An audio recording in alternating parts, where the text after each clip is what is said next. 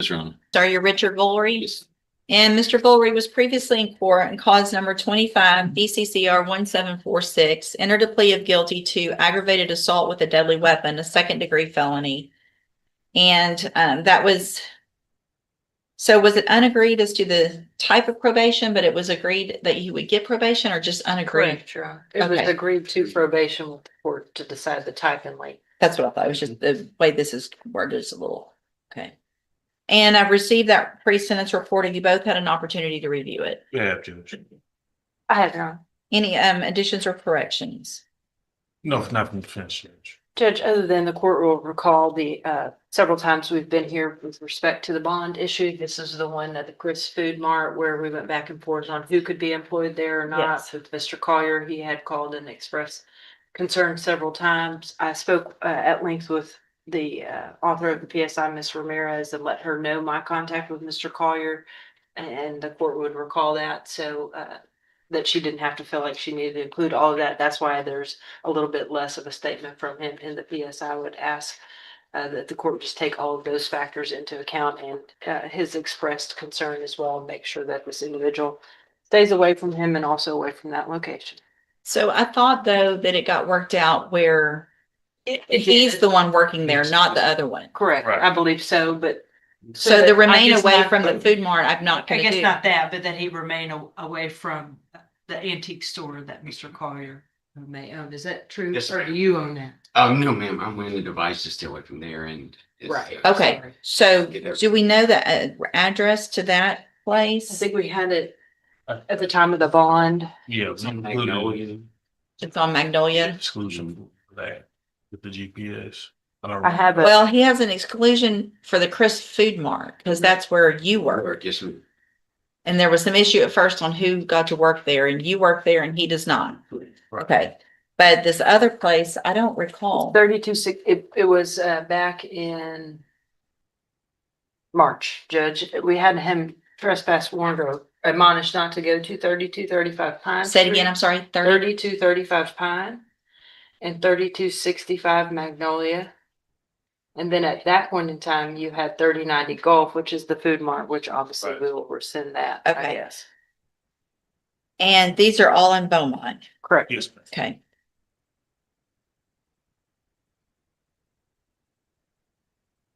Okay, anything else then? No. With regard to type of probation, Mr. Lewis?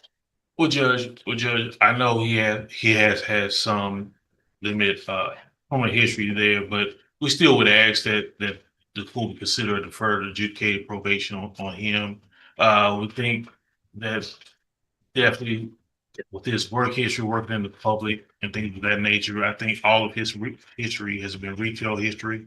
So which of course, if anything does change with his job history, it definitely will make it harder, of course, with a conviction involved. So we are asking that it be given a deferred adjudication. Ms. Malfino? Judge, obviously with this history, the state would have appreciated a straight probation, but more so I would like a lengthy probation. So I'd defer to what you deem is appropriate, but I would ask that it be lengthy. So here's the thing, based on the nature of the offense and the fact that a firearm was used and exhibited, I am not inclined to give a deferred probation. I think the conviction gives us a little more control and hopefully protection with regard to the ability to possess a firearm, and that's important to me based on this. And so here's what I'm going to do, Mr. Vullery. I'm going to find that you entered your plea of guilty freely and voluntarily. Find sufficient evidence. Wait, I can't do it deferred, can I? On an ag assault? Can't, yeah, No.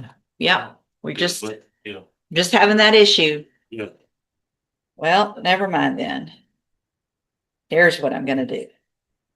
Should have figured that out when we took the plea. That would have resolved some things. All right, so Mr. Vullery, I'm going to find that you entered your plea of guilty freely and voluntarily. Find sufficient evidence to find you guilty. However, I'm going to defer all proceedings and place you on probation for 10 years.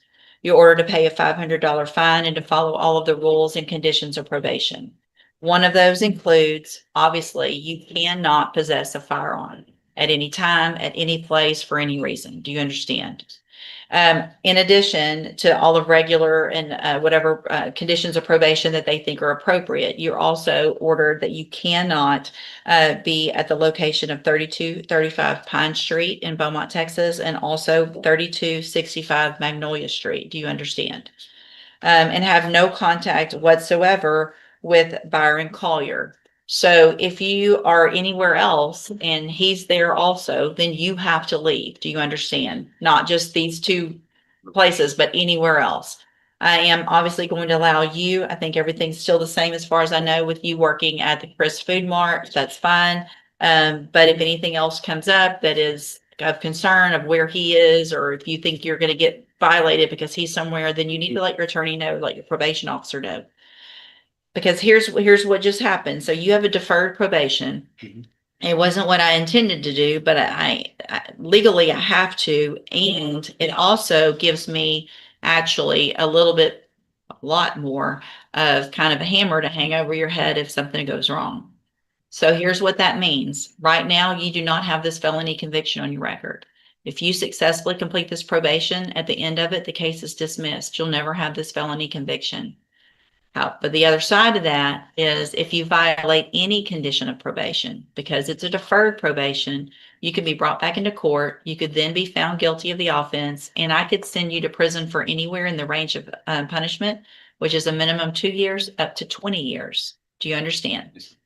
So I'm handing you the trial court certification that shows this was an agreement that I followed, and so you've waived your right to appeal.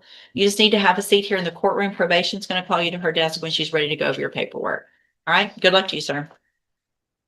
Good morning, ma'am. You are Treasurer Harris, and this is cause number 24, DCCR 1482. And Ms. Harris was previously in court, entered a plea of guilty to unlawful carrying a weapon in prohibited place.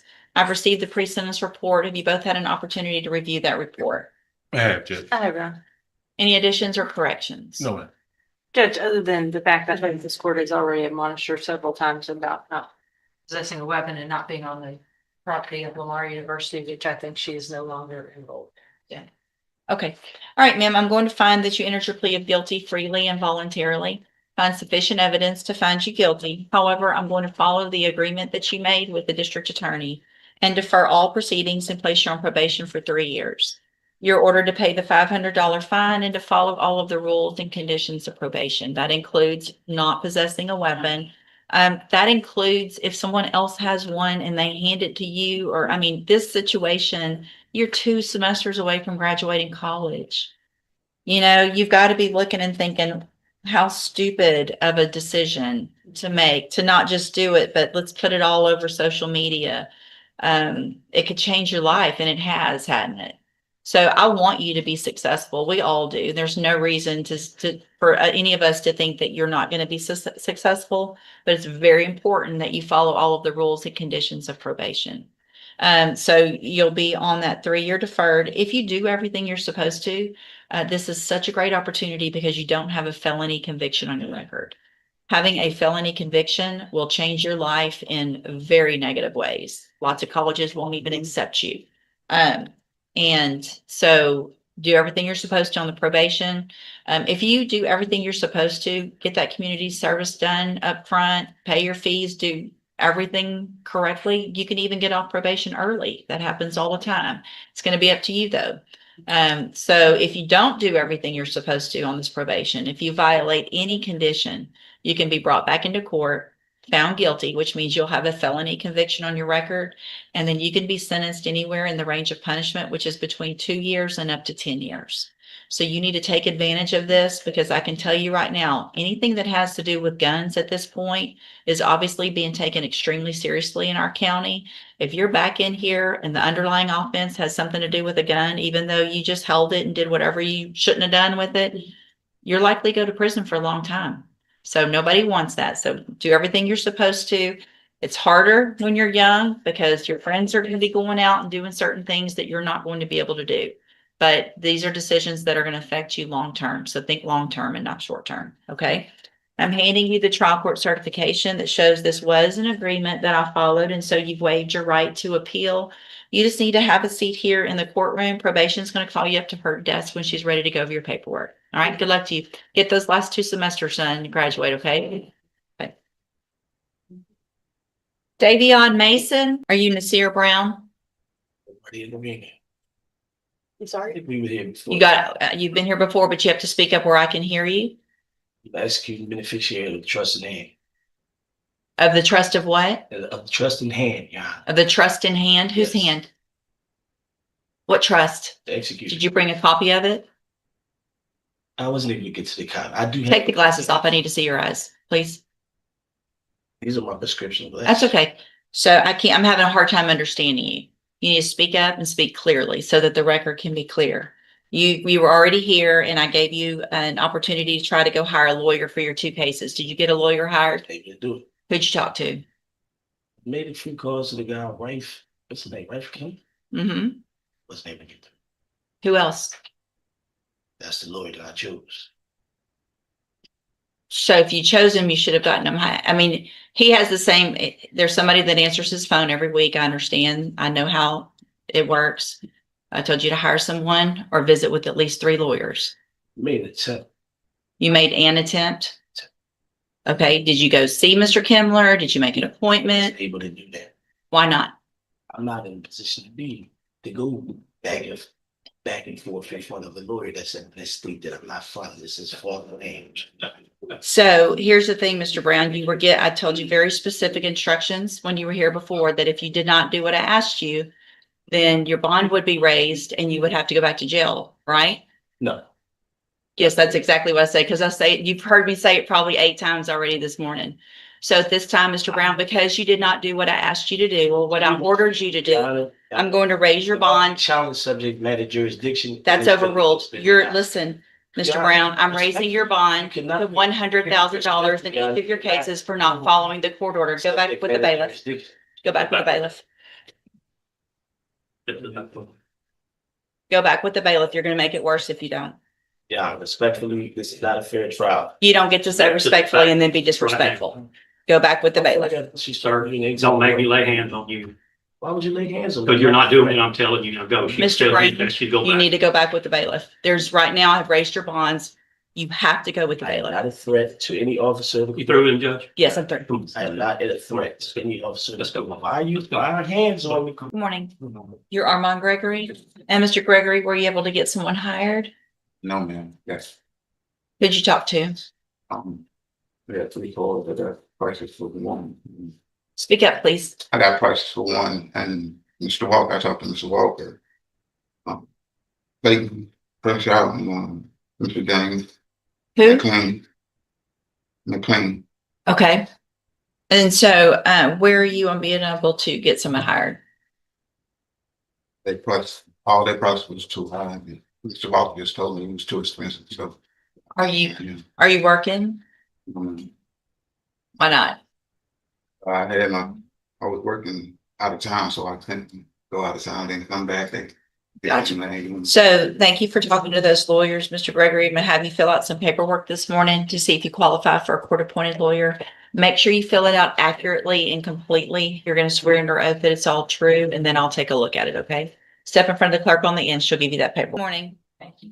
Is it Tarania? Tabriel. I say it wrong every time. I'm sorry. Ms. Johnson, were you able to get a lawyer hired? No, ma'am, I have a reason. Well, I did talk to 3 of them. I talked to Mr. Brobos, Mr. Joseph, and Mr. Wright.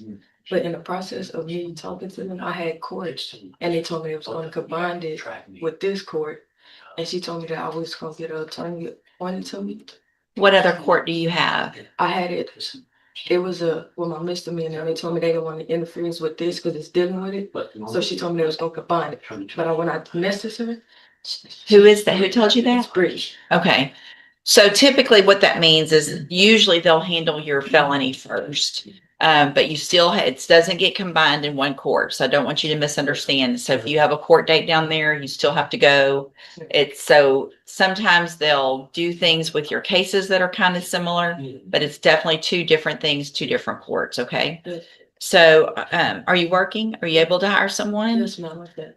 You think you'll be able to hire someone? Yes, ma'am. Okay, so if I give you one more reset, can you get that taken care of? Yes, ma'am. All right, so make sure when you go, let them know that you do have both of the cases, one in felony court and one in misdemeanor court. Okay. But this one is definitely the one, obviously, that's more serious to make sure you try to get someone hired. If for some reason you can't, talk to at least 3 others, bring me those names, and then we'll discuss your options, okay? All right, step in front of the clerk. Good morning. Good morning. You're Cedric Martin Harris? Yes, ma'am. And Mr. Harris, this is your initial appearance. In cause number 26, DCCR 0421, you're charged with the state jail felony offense of burglary of a building, and that's from February 4th of 2026. Since you've made bond in your case, have you had an opportunity to try to hire a lawyer? So what I'm going to do, Mr. Martin Harris, is reset your case for about 30 days to give you some time just to see if you can hire someone. If you do get someone hired, bring the reset notice that you get today to that lawyer and they'll tell you what to do. Yes. If you're not able to hire a lawyer, I'm ordering you to visit with at least 3 lawyers. They all charge different amounts. They have different payment plans. Bring me back the names of the lawyers you've talked to so I know you're trying, and then we'll discuss your options. Yes, ma'am. If you don't do that, then when you come back, you run the risk of me raising your bond for not following the court order, and you would go back to jail. Do you understand? Step in front of the clerk right here. She'll give you a reset. How do you say your first name? Jericho. Jerica, and you're Jerica Holland. Yes, ma'am. And Ms. Holland, this is your initial appearance in cause number 26, DCCR 0386. You're charged with the 2nd-degree felony of aggravated assault with a deadly weapon, and that's from February 5th of 2026. And since you've made bond in your case, have you had an opportunity to try to hire a lawyer? No, ma'am. So what I'm going to do, Ms. Holland, is reset your case for about 30 days to give you some time to try to hire someone. If you get someone hired before the next court date, just bring the reset notice that you get today to that lawyer and they'll tell you what to do. Yes, ma'am. If you're unable to hire someone before that next court date, then I'm ordering you to visit with at least 3 lawyers. They all charge different amounts, they have different payment plans. Bring me back the names of the lawyers you talked to so I know you're trying, and then we'll discuss your options. If you don't do that, then when you come back, you run the risk of me raising your bond for not following that court order, and you would go back to jail. Do you understand? Yes, ma'am. All right, step in front of the clerk. She'll give you your reset notice. Good morning, you're Keyshawn Spriggs. Yes, You ma'am. look very nice this morning, Mr. Spriggs. Thank you. Mr. Spriggs, this is your initial appearance, and cause number 26, DCCR 0665. You're charged with indecency with a child, and that's from March 4th of 2026. And since you've made bond in your case, have you had an opportunity to try to hire a lawyer? Yes, ma'am. I have a constellation on the 17th with Mr. Marcus Wilkerson. Okay, Yes. so what I'll do, Mr. Spriggs, is reset your case for about 30 days to give you some time to see if you can get him or someone else hired. If you do get Mr. Wilkerson hired, make sure you bring the reset notice that you get today to him and he'll tell you what to do. Yes, ma'am. If you're unable to hire him or someone else, make sure you visit with at least 3 others. You'll see that they all charge different amounts, different payment plans. Bring me the names of the lawyers you've talked to so I know you're trying, and then we'll discuss your options. Yes, ma'am. If you don't do that, then when you come back, you run the risk of me raising your bond for not following the court order, and you would go back to jail. Do you understand? Yes, ma'am. All right, step right here in front of the clerk. She'll give you a reset. Good morning. You're Joshua Tyree. Yes. And Mr. Tyree, this is your initial appearance. You have 3 cases. Cause number 26, DCCR 0078. You're charged with unlawful possession of a firearm by felon, and that is from September 21st of 2025. And then in cause number 26, DCCR 0079, you're charged with the 3rd-degree felony of tampering or fabricating physical evidence with intent to impair, also from that same date. And then in cause number 26, DCCR 0080. Just a second. Get that. You're charged with the 2nd-degree felony offense of possession of a controlled substance, also from September 21st of 2025. Since you've made bond in your cases, have you had an opportunity to try to hire a lawyer? No. So your indictments also allege 3 prior felony offenses, which mean all of these you will be considered a habitual offender, which means if you're found guilty, your punishment range is a minimum of 25 years up to 99 years or life in prison. You understand? Yes, ma'am. So it's very important that you try to get someone hired before that next court date. I want to reset your case for about 30 days to give you some time to try to hire someone. If you get somebody hired before the next court date, just bring the reset notice that you get today to that lawyer and they'll tell you what you need to do. If you're unable to hire someone before the next court date, then I'm ordering you to visit with at least 3 lawyers. They all charge different amounts, they have different payment plans. Bring me back the names of the lawyers that you've talked to, so I know you're trying, and then we'll discuss your options. If you don't do that, then when you come back, you run the risk of me raising your bond for not following the court order, and you will go back to jail. Do you understand? Yes. Also, was it a requirement that you were told that you were to wear a drug patch? Yes. And you have that on? All right, so it's very important that that drug patch is obviously negative. I get those results. So every 2 weeks, you have to go get it changed. Make sure you get it changed on time and that it's negative. If there's a positive result, your bond's going to get raised and there'll be a warrant. You'll go back to jail, okay? Yes. All right, step in front of the clerk. So when you were here last time, I had you go get a drug patch. Mhm. Well, I know you did, but then you didn't go get it changed when you were supposed to. I had fired. What? And when I went to jail, I got fired for my job. So man. Have a seat in the jury box. Let's get you tested this morning.